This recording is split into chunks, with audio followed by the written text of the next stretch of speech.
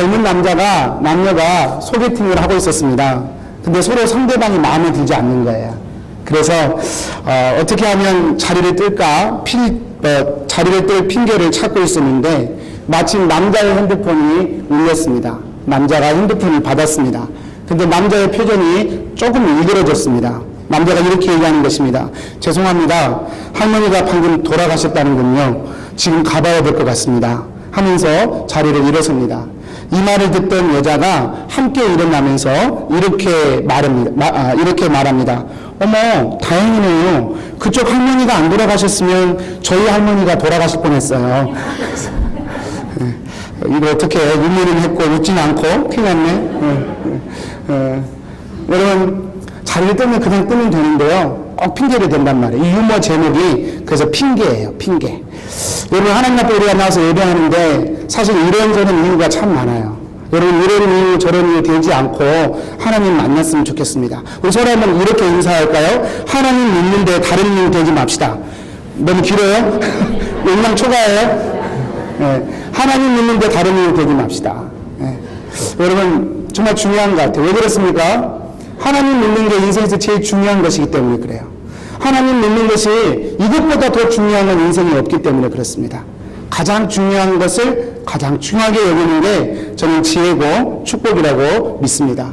여러분, 하나님 믿는데 이 핑계 저 핑계, 이 이유 저 이유 되지 않게 되기를 또 저와 여러분에게 같이 축복합니다. 지난 시간에 제가 복음에 대해서 복음의 특징에서 두 가지로 살폈는데요. 강의 설교니까 좀 간단히 정리를 해보겠습니다. 지난 시간에 복음의 특징에 대해서 첫 번째로 복음은 은혜의 부르심이다 라고 저희가 들었습니다. 복음의 가장 큰 특징은 은혜다라고 하는 것입니다. 복음으로 부름받은 사람은 그래서 이렇게 은혜입니다라고 얘기할 수밖에 없습니다. 나의 나된 것은 오직 하나님의 은혜입니다. 이렇게 말할 수밖에 없는 게 복음이에요. 점잖아서가 아니에요. 특별히 겸손해서가 아니에요. 그냥 그렇게 되는 것입니다. 밥을 먹으면 배가 부르잖아요. 추울 때 히터를 치면 따뜻해지잖아요. 그것처럼 복음을 정말로 만나면 은혜입니다라고 얘기할 수밖에 없다는 거예요. 복음 때문에 항상 좋은 일만 있어서가 아니에요. 복음 때문에 하지 말아야 할 일들, 손해봐야 할 일들, 마음 상한 일들 더 많아져요. 그런데 그런 일을 경험하면서도 은혜입니다라고 고백을 하더라고 말이에요. 저희가 잘 아는 사도 바울의 고백, 나의 나된 것은 하나님의 은혜입니다. 그 고백이 고린도전서 15장에 보면 그 배경이 나와 있죠. 한 말씀 한번 띄워주시겠어요? 그러나 나의 나된 것은 오직 하나님의 은혜로 된 것이니 내게 주신 그의 은혜가 헛되지 아니하여 내가 모든 사도보다 더 많이 수고하였으나. 사도 바울은 다른 사도들보다 더 많이 수고했어요. 더 많이 손해봤어요. 더 많이 두드려 맞았어요. 근데 뭐라고 얘기해요? 이 모든 것이 하나님의 은혜라. 이게 복음의 특징이에요. 여러분, 복음을 들었을 때 한번 잘 생각해 보세요. 내 삶 가운데 이 은혜가 살아나고 있나? 이 은혜가 없다면 something wrong이에요. something wrong이에요. 그냥 던지는 말이 아니라 복음이 원래 그런 거예요. 여러분, 복음은 은혜로의 부르심이다. 두 번째는요, 복음은 유일한 복음이다. 다른 복음은 없다라고 하는 것이죠. 다른 복음은 없다. 여러분, 유일한 복음으로 부름을 받았기 때문에 이제 우리는 복음으로만 살도록 하나님이 만드셨다는 거예요. 여러분, 많은 분들이 구원은 믿음으로 받습니다. 그럼 아멘이에요. 그건 하루 많이 들었고 내가 해도 어차피 난 안 될 것 같으니까 그냥 아멘이에요. 그건 아멘이 돼요. 그런데 구원은 믿음으로 받는데 남은 인생, 가정, 직장, 사업체, 인간관계 등 삶의 모든 것 또한 이 은혜의 복음 위에 세워져야 함을 많은 분들이 모르셔요. 그래서 구원은 믿음으로 받지만 내 가정생활은 내가 해야지. 내 인간관계는 내가 풀어야지. 하면서 딴살림 차리듯이 그렇게 다른 길을 걸어가는 분들이 많다는 거예요. 여러분, 복음의 은혜가 아니고 나의 어떠함을 드러내서 그래서 거기서 행복함을 맛보려고 하는 그런 시도들이 교회 안에 많이 있다는 거예요. 그래서 그렇게 하면 행복할 줄 아니까요. 그런데 사도 바울은 얘기하는 거예요. 그렇게 살면 하나님의 은혜에서 갈수록 멀어질 것이다. 그렇게 살면 하나님으로부터 점점 멀어지는 삶을 살 것이다. 여러분, 이게 저주가 아니고 무엇이겠습니까? 사도 바울은 그런 삶을 보면서 내가 이상하게 여긴다. 난 참 다른 복음을 따르는 사람들 보면 나는 참 이상하게 생각한다. 마치 새 옷을 입혔는데 그 위에 누더기 옷을 또 입는 것처럼 왜 그러는지 모르겠다. 사도 바울은 한탄했던 것입니다. 이것이 지난 시간에 제가 살폈던 복음의 두 가지 특징이고요. 오늘은 저희가 읽었던 이 말씀을 통해서 이 말씀이 사실 사도 바울의 신앙관념과도 같은 그런 내용이죠. 사도 바울이 신앙관증을 한 거예요. 자기 이야기를 한 건데 이 이야기를 통하여 믿음의 확신이 필요합니다는 제목으로 하나님의 말씀 살펴보도록 하겠습니다. 이 사도 바울이 오늘 이 본문을 통하여 우리에게 질문합니다. 첫 번째는요. 사람으로부터 온 복음인가 하나님으로부터 온 복음인가. 사도 바울이 우리에게 질문해요. 11절 12절 말씀입니다. 우리 같이 한번 읽어보겠습니다. 시작. 형제들아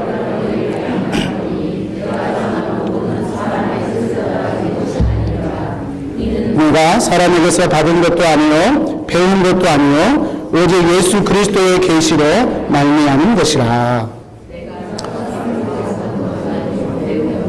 아니요 오직 예수 그리스도의 계시로 말미암은 것이라. 네. 사도 바울이 확신하는 게 내가 가지고 있는 복음은 사람에게서 온 것이 아니다. 내가 만든 것도 아니고 사람에게 배운 것도 아니고 예수 그리스도로부터 받은 것이다. 그렇게 확신합니다.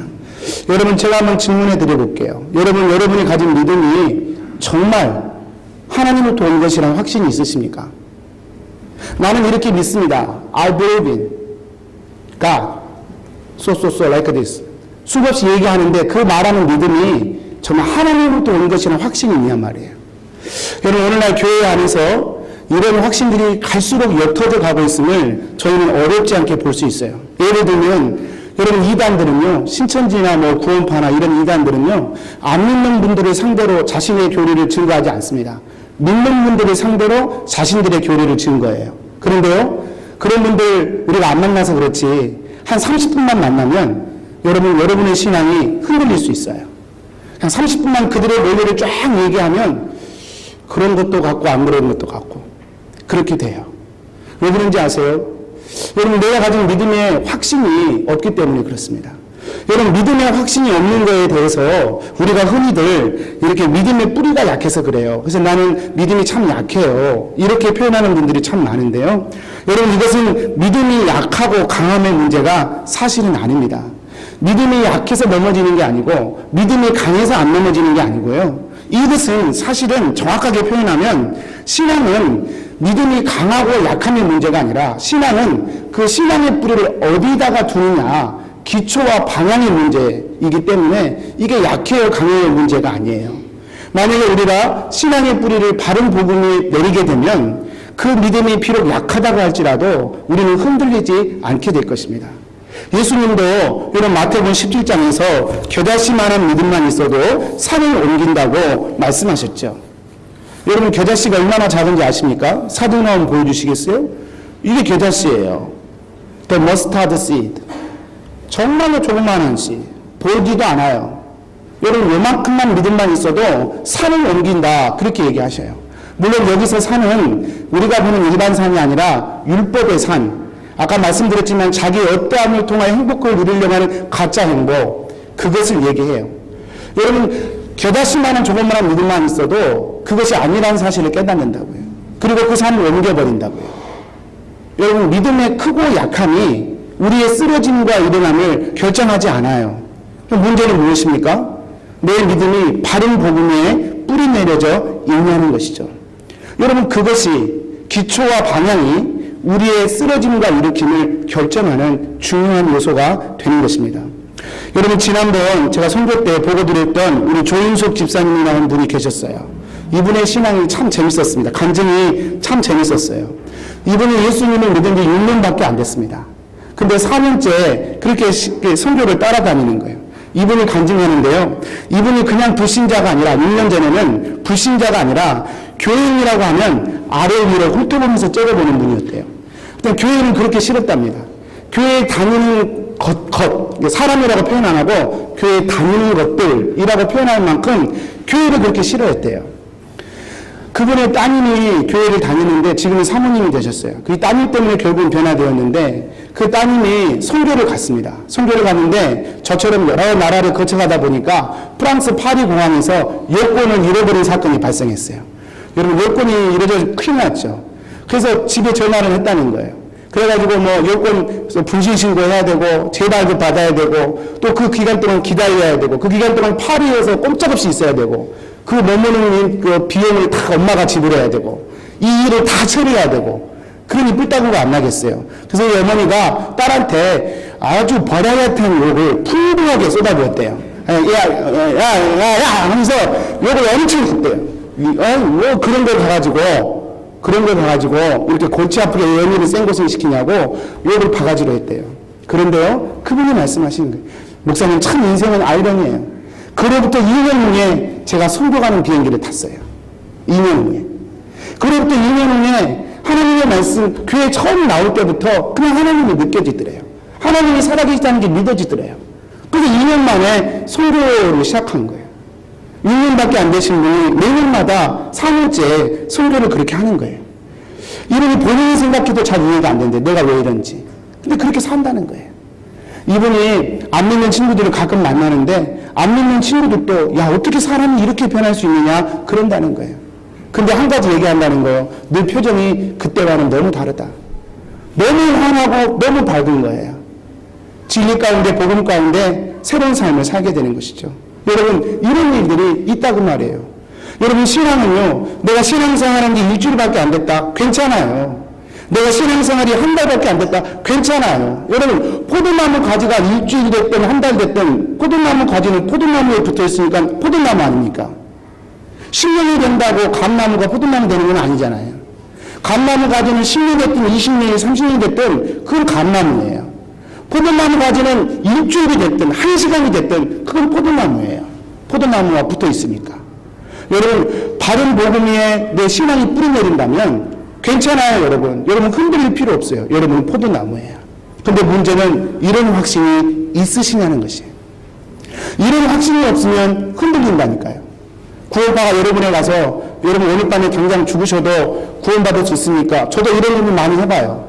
근데 절반 정도는 대답하신 분들의 절반은 죽어봐야 알죠? 이러셔요.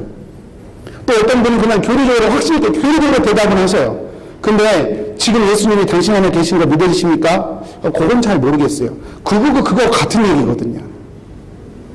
그러니까 교리적으로는 확신하는데 인생적으로는 고백이 안 되는 거예요. 여러분 우리의 신앙이 그런 확신이 있냐는 거예요. 오늘 사도 바울은 우리에게 그런 신앙 고백이 있느냐 물어보고 있는 것입니다. 여러분 문제는 하나님 믿는 세월이 아니라 스스로 어떤 강한 나무가 훈련돼서 연단돼서 되어지는 것이 아니라 신앙의 뿌리가 분명한 복음 위에 뿌리를 두고 시작하고 있는가 그것이죠.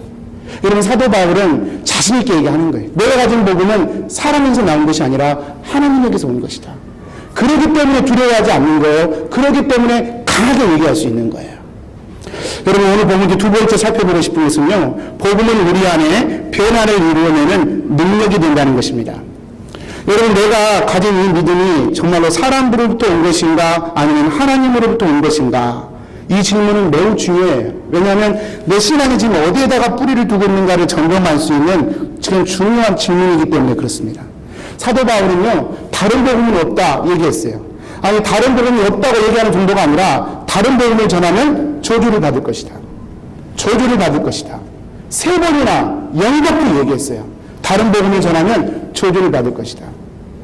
도대체 사도 바울은 왜 어떻게 그렇게 자신 있게 분명하게 얘기할 수 있었을까요? 자신의 삶을 지금 증거물로 내어놓고 있는 거예요. 자신의 인생이 그렇게 되었다는 거예요. 오늘 사도 바울의 이 간증을 보면 13절입니다. 자신은 예전에 누구보다 이 복음을 핍박하는 사람이었다는 거예요. 하나님의 교회를 박해하고 아예 멸해버리고 없애버리려고 했던 사람이었다. 스스로에 대해서 그렇게 표현합니다. 여러분 다 아시겠지만 사도 바울이 왜 이렇게 했습니까? 여러분 사도 바울은 예수가 하나님이란 이야기, 어떻게 사람이 하나님일 수 있어? 그건 있을 수 없는 이야기야. 그건 유대교의 하나님을 모독하는 일이야. 그렇게 생각을 했어요.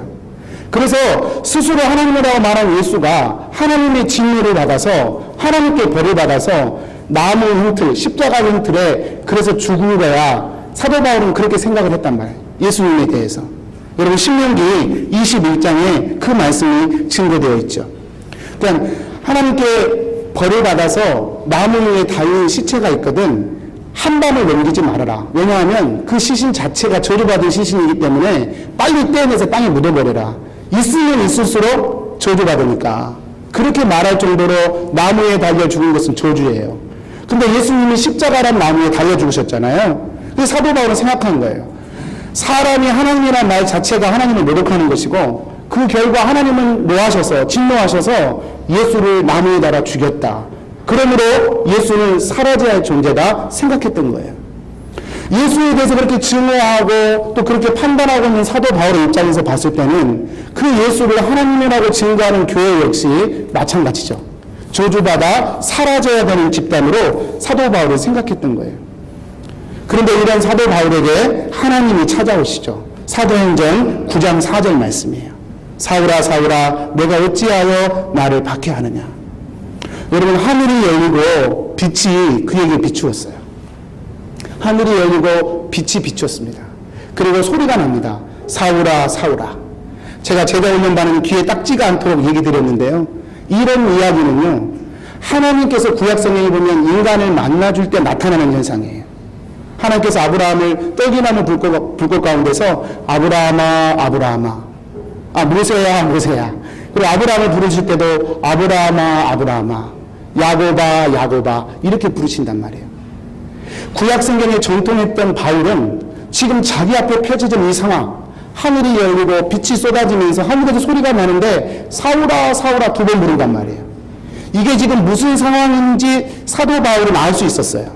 이것은 지금 하나님이 인간을 만나주는 그런 상황이라는 것을 사도 바울은 알았어요. 근데 그 하나님이 도대체 누구인지 혼돈스러웠어요. 그래서 9장 5절에 보면 사도 바울이 하나님께 질문합니다. 대답하되 주여 누구십니까?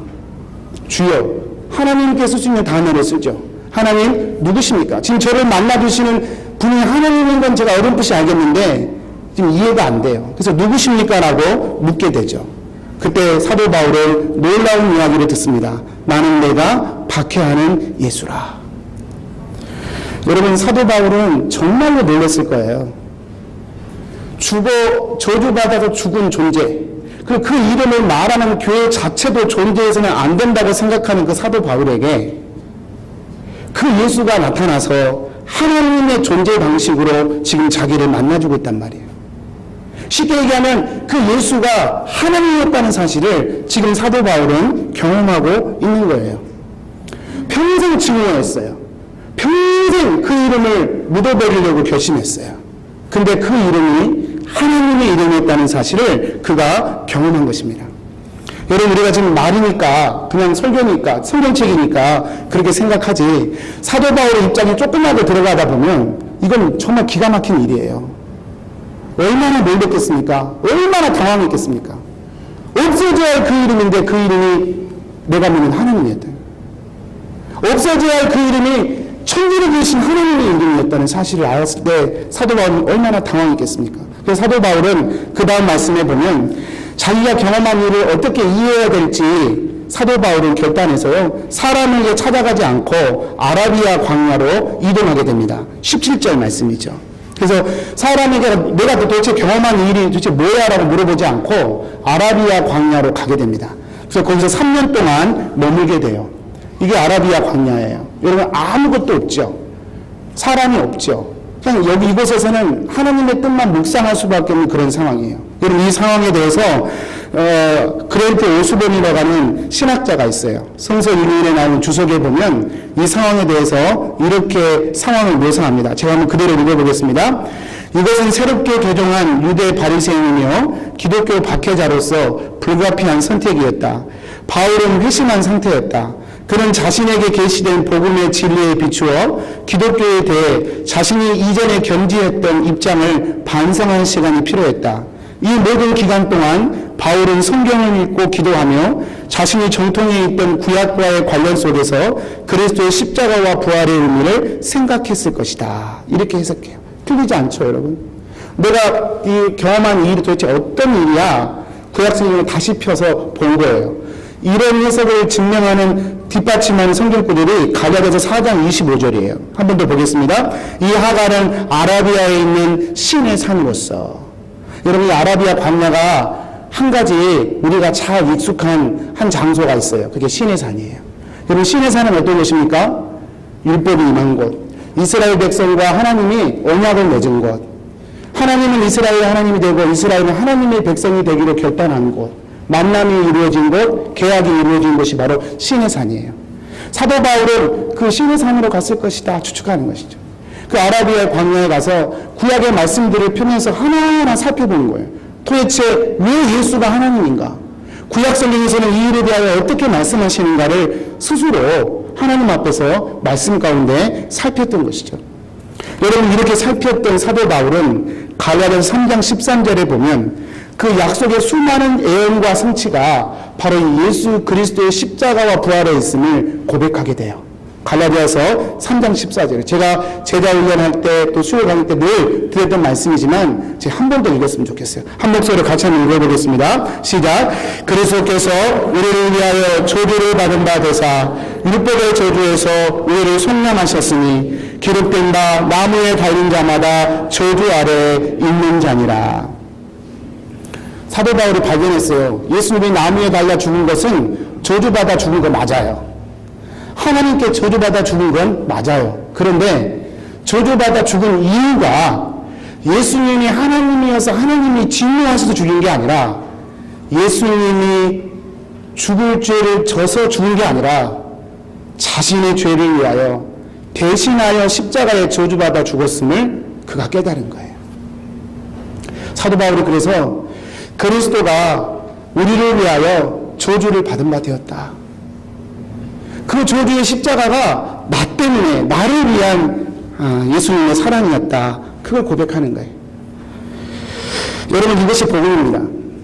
복음은 복잡하지 않습니다. 여러분이 복음 앞에 안 서려고 자꾸 비껴서서 그렇지, 복음은 뭐 목사 잘 섬기는 것도 아니고, 복음은 주일예배 잘 지키는 것도 아니고, 복음은 착한 일 많이 하는 것도 아니고, 복음은 인생을 소망으로 많이 만들어내는 것도 아니고, 복음은 예수님이 나의 죄를 위하여 저주받아 죽었다는 사실을 믿는 게 복음입니다. 사도 바울은 그 복음을 명쾌하게 정리한 거예요. 여러분, 사도 바울이 고백하고 있는 그 복음의 특징 한번 보십시오. 스스로 깨달은 게 아니잖아요. 내부에서 나온 것이 아니라 하나님이 행하신 일이 사도 바울에게 부어져 버린 거잖아요. 그 시작 자체가 다메섹으로 멀쩡히 종교적인 업무를 보러 가다가 전혀 예상치 않게 예수님을 하나님으로 만나버린 거잖아요. 그게 사도 바울의 복음의 시작이라는 거예요. 그래서 내가 받은 복음은 사람에게서 나온 것이 아니라 하나님에서 나온 것이다 얘기하는 거예요. 여러분, 이게 진짜 복음의 특징이에요. 여러분이 어떤 인생을 길을 걸어가는데 옆에서 누가 확 밀어버린단 말이에요. 여러분, 내가 삶을 걸어가는데 누가 와서 권투 잽으로 제 머리를 빵 하고 친단 말이에요. 그러면 어떻게 되겠어요? 거꾸러지는 것이죠. 방향이 틀어져 버리는 것이죠. 하나님의 복음이 사도 바울을 그렇게 쳐버린 거예요. 사도 바울은 인생이 그로 말미암아 다른 방향으로 흘러가 버린 것이죠. 여러분, 이것이 복음의 능력이고 복음의 특징이에요. 여러분, 많이 들으셨겠지만 제가 한번 더 설명하겠습니다. 여러분, 복음이 영어로 good news입니다. 뉴스의 형식으로 우리에게 주어졌다는 거예요. 여러분, 뉴스란 게 뭡니까? 원래 나와 상관없이 벌어진 일을 우리가 뉴스라고 얘기합니다. 여러분, 어젯밤에 뉴스 보셨습니까? 미국의 캘리포니아에 산불이 났죠. 많은 이재민이 발생했죠. 트럼프가 미국 캘리포니아 그거를 이렇게 돌아보면서 신방이라고 표현할 뻔했어요, 제가. 대통령이 가서 이렇게 탐방하면서 보면서 시찰하면서 그런 표현을 썼죠. 나는 참 마음이 슬프다. 어제 뉴스에 나왔던 내용이에요. 아, 미국에서 그런 일이 벌어지고 있구나 들었어요. 미국에서 중간 선거 발표됐죠. 상원은 공화당이, 하원은 민주당이. 그래서 앞으로 어떻게 이것이 정치적으로 흘러갈지 궁금해하는 여론들을 보았죠. 여러분, 그런 것들이 뉴스예요. 여러분, 그런 뉴스를 저희가 듣습니다. 우리가 바꿀 수 있는 게 아니에요. 정해진 거예요. 그런데 그 뉴스를 들었지만 그냥 그런가 보다 하고 저희는 지나갑니다. 왜 그렇습니까? 저와 상관이 없기 때문에. 미국에서 산불이 난 건 안타깝지만 그냥 저랑 직접적인 상관이 없기 때문에 그냥 그런가 보다 지나갈 수 있어요. 그런데 여러분, 만약에 그 뉴스들이 들리는데 저랑 직접적으로 상관 있는 어떤 뉴스가 나오면 저희는 그 뉴스 때문에 인생이 바뀔 수 있어요. 예를 들면 이런 거예요. 제가 만들어낸 뉴스입니다만 어젯밤에 캐나다 정부에서 의회를 다 통과하고 허락받은 새 법령이 통과됐다. 그것은 앞으로 캐나다의 목사들 외국인 목사들한테는 더 이상 종교비자를 만들지 않기로 결정했다. 그리고 지금 종교비자 갖고 있는 사람들은 다 폐지하고 30일 이내로 캐나다를 떠나라고 말하기로 결정을 했다라고 의회에서 결정을 받았다고 뉴스가 나오면 여러분 어떻게 될까요? 여러분은 아무 소용없어요. 아무 상관이 없어요. 목사도 아니고 여러분 다 시티즌십이나 인권 갖고 있으니까. 근데 이 뉴스는 저에게는 직접적인 연관이 있는 뉴스예요. 저는 워킹 퍼밋으로 지금 있고 외국인 노동자잖아요. 외국인 목회잖아요. 캐나다 입장에서 볼 때. 이 뉴스는 저의 뉴스예요. 그럼 저는 어떻게 해야 돼요? 제 인생이 바뀌는 거예요. 30일 내에 집 처분해야 되고 30일 내에 아이들 학교 정리해야 되고 저는 캐나다를 떠나야 되는 거예요. 그 뉴스가 저의 뉴스가 되면 그 뉴스가 나의 뉴스가 되면 그 뉴스는 더 이상 산불 났네, 선거 그렇게 됐네, 흘려보낼 수 있는 뉴스가 아닌 거예요. 제가 좀 더 직접적인 예를 한번 들어보겠습니다. 예전에 부흥 강사님이 쓰셨던 예인데요. 저의 이야기를 한번 바꿔서 설명해 보겠습니다. 제가 어느 날 뉴스를 보는데 뉴스를 보고 있는데 그 뉴스에 속보가 나와요. 어떤 속보가 나오냐면 401 고속도로에서 교통사고가 났다는 거예요. 그리고 사망자가 발생했다는 거예요. 그리고 그 여자는 40대 중반의 여성이라는 거예요. 그리고 뉴스가 계속해서 나옵니다. 근데 그 여성은 한국 사람이라는 거예요. 그리고 뉴스가 나옵니다. 그 여성의 성은 라스트 네임은 신이라는 거예요. 제가 지금 누구 얘기하냐면 저희 아내 얘기하고 있습니다. 다른 사람 얘기하면 시험 들까봐. 저희 아내가 뉴스로 나오는 거예요. 고속도로에서 사망자 이름으로 나오는 거예요.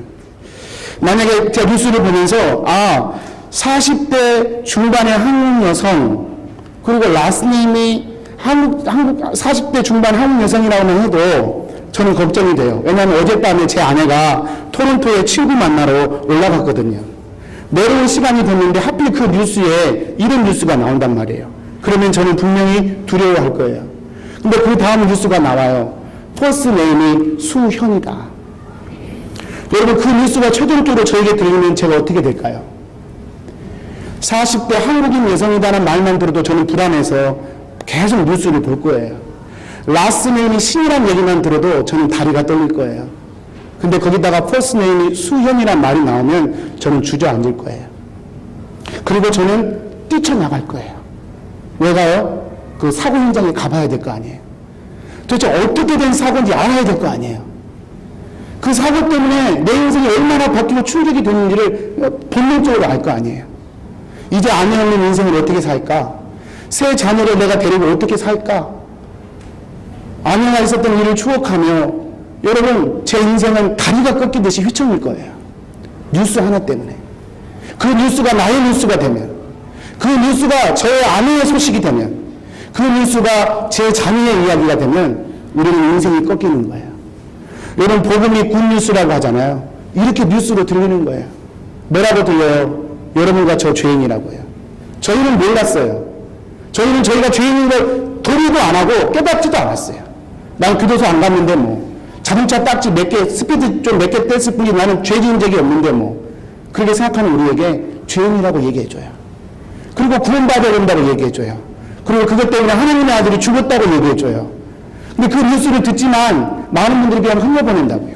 캘리포니아에서 불난 것처럼 그냥 흘려보낸다고요. 근데 어느 날 정말 예상치 않은 순간에 그 소식이 내 가슴을 치게 돼요.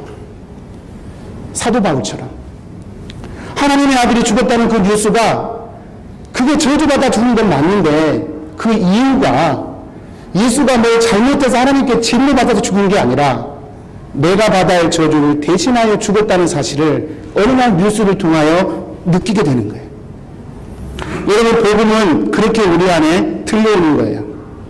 뉴스 형식으로 들려왔다는 것은 우리의 공로나 우리의 행위가 전혀 개입할 여지가 없다는 것을 의미해요.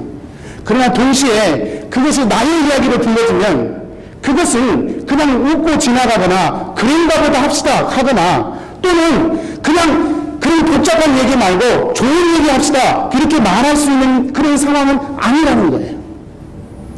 제가 제 아내가 그렇게 됐다는 소식을 들었는데 제가 예를 들어서 그런 골치 아픈 얘기 하지 맙시다. 좋은 얘기 합시다 라고 한다면 여러분 저한테 뭐라고 하시겠어요? 미친놈이죠. 그건 말이 안 되죠. 울어야 되고 통곡해야 되고 주저앉아야 되고 한탄해야 되죠. 여러분, 하나님의 아들이 나의 죄를 위해 죽었다는 사실 정말 뉴스로 내 가슴을 친다면, 그저 종교적으로 교리적으로 그냥 알았어요. 교회 등록증 발급받듯이 그렇게로 지나가지 않고 그 복음이 내 가슴을 친다면 여러분, 저와 여러분은 반드시 변화의 열매를 맺게 되어 있다는 거예요. 여러분, 많은 분들이 사도 바울은 참 특별한 사람이야. 어떻게 이렇게 스펙타클한 경험을 했을까? 하늘이 열리고 빛이 쏟아지고 하늘에서 소리가 나요. 사울아 사울아, 나도 그랬으면 좋겠다. 성광아 성광아 하면서 나도 그랬으면 좋겠다 사모해요. 그런데 여러분, 그래서 그런 경험 때문에 사도 바울이 특별한 사도 바울이 되었다고 생각해요. 여러분, 틀렸습니다. 그렇지 않습니다. 복음이 전해지는 형식 때문에 사도 바울이 변한 게 아니라 복음의 내용이 사도 바울을 바꾼 것이죠. 하늘이 갈려져서 사도 바울이 바뀌었습니까? 아니에요. 예수님이 하나님이라는 사실 때문에 사도 바울의 인생이 바뀐 거예요. 저와 여러분이 지금 듣는 이 복음, 지금 저의 입술을 통하여 듣고 있는 그 복음, 그 복음이나 사도 바울이 들은 복음이나 하나도 다르지 않아요, 여러분.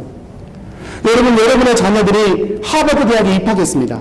그 입학 합격 통지서를 꼭 9시 뉴스로 봐야만 되겠습니까? 여러분, 하버드의 자녀가 합격했는데 왜 9시 뉴스에 안 알려줘? 나 이 소식 하나도 안 기뻐. 그러실 거예요? 그럴 리가요. 전화로 받든 편지로 받든 누가 전해주든 하버드 대학만 합격했으면 할렐루야인 것이죠. 보십시오. 소식이 전해진 형식도 중요하지만 내용에 비하면 아무것도 아니에요.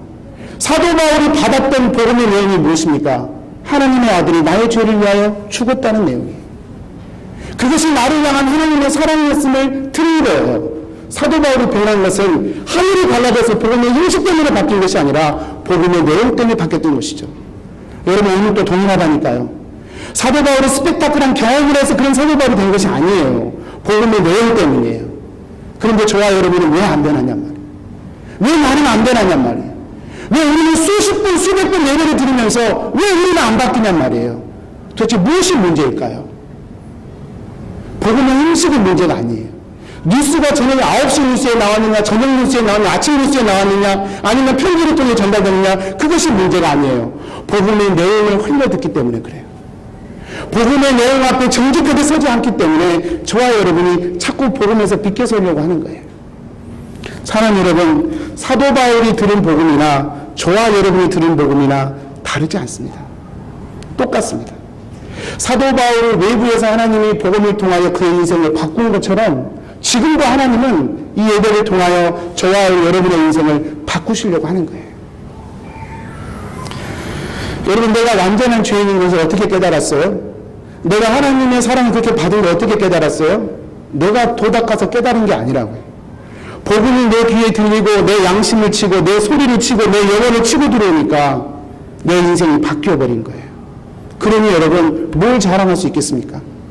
사도 바울이 그래서 15절 16절에 얘기하는 거예요. 자신이 경험한 복음과 구원, 그 출발부터가 은혜이고 출발부터가 하나님의 사랑이라는 거예요. 15절에 그렇게 얘기합니다. 내가 내 어머니의 태로부터 나를 택정하시고 그의 은혜로 나를 부르셨다. 또 은혜로 부르셨다는 표현을 또 쓰잖아요. 생각해보니까, 계산해보니까 이건 측량할 수 없는 일이다. 내가 종교적인 업무를 통하여 하나님의 교회를 핍박하고 멸하려고 하는 그 순간에도 하나님은 어머니의 태로부터 나를 택정하시고 나를 부르셨다. 복음 안에서 깨달은 거예요. 그리고 그가 얘기하는 거예요. 자기 아들을 나에게 나타내시기를 기뻐하셨다. 다메섹 성상에서 하나님이 기뻐하셨어요. 예수님이 하나님을 사도 바울에게 드러내기를 기뻐하셨어요. 그래서 사도 바울이 얘기하는 거예요.